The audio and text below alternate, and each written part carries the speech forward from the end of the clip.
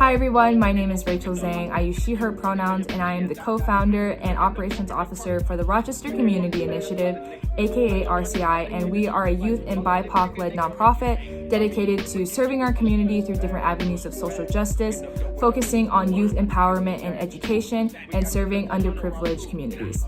I've been passionate about being an advocate ever since I realized that there is a lack of lived experiences in the people who are making decisions in the political and environmental spaces. There's a lack of representation, whether it's gender, race, socioeconomic status, etc.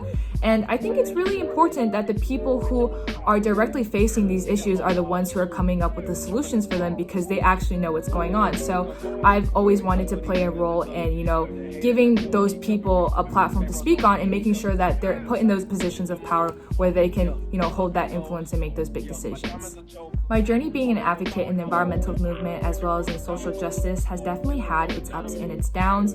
For a while, I was doing things on my own because I didn't realize the power in building community and having people you could depend on.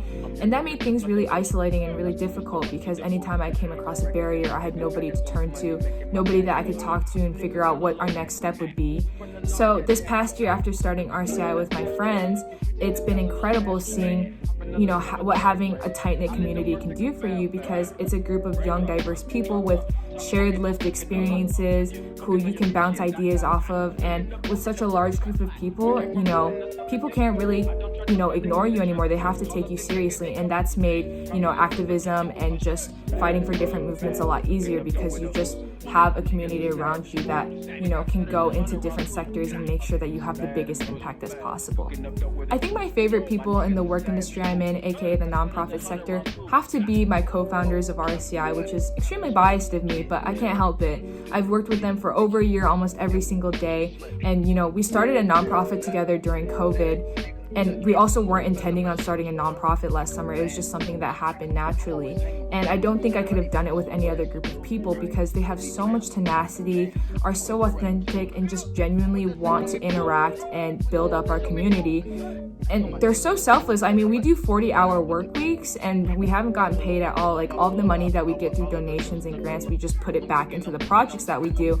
And so it just astounds me that they're able to balance their work life and then their school life and then their personal life and do all three so harmoniously, and also, be such great examples for our members and our community. And they inspire me every single day. I hope they never see this, but they're honestly incredible. A day in the life for me honestly varies depending on what phase of life I'm in. I took a gap year last year after graduating due to COVID, and so I've done a wide variety of things. Last summer, I started my nonprofit. In the fall, I worked on an election campaign, and after getting vaccinated, I got to travel a bit. And now in the summer, my days are pretty relaxed because I'm getting ready to go to college. And so I'll wake up, check some emails, maybe go on a hike, maybe meet with my nonprofit co-founders at our local coffee shop to discuss meetings or new projects. And then I'll check out our community garden that we started and water the plants and maybe harvest some of the vegetables so me and my mom can eat it for a meal. I always try to watch the sunset because it's something that just is so beautiful and it happens naturally, and I just really have a great appreciation for them. And watch an episode of Love Island, and that's basically been my entire routine this summer.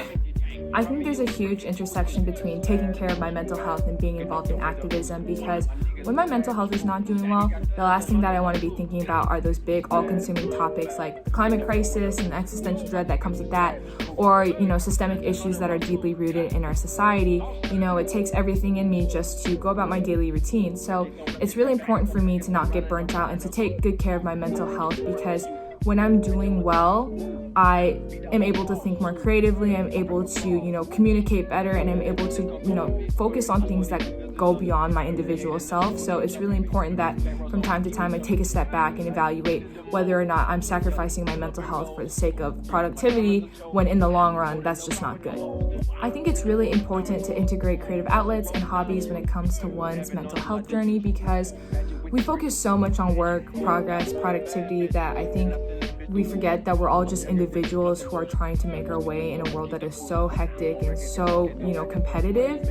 So it's really important to have those things that can keep you grounded and center you and just help you relax on your day-to-day life. Last year at the beginning of quarantine, I realized that I didn't really have any hobbies and things that I enjoyed doing just for the sake of doing them. So it's been really fun this past year, trying out new things and just doing activities for the sake of doing them, not expecting, a final end result or like trying to reach a goal.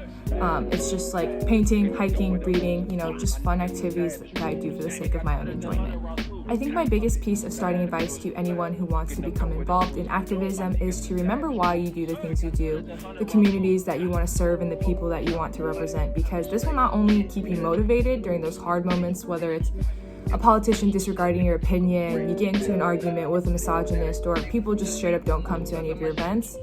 Having that reminder of why you're fighting this fight and that there's a bigger purpose behind all of the struggling that you're going through is really important, for the longevity of the work that you do. And it will also keep you grounded when you start to build that momentum and influence and make sure that you never stray from your original goal. So it's important to even know what that goal is in the first place.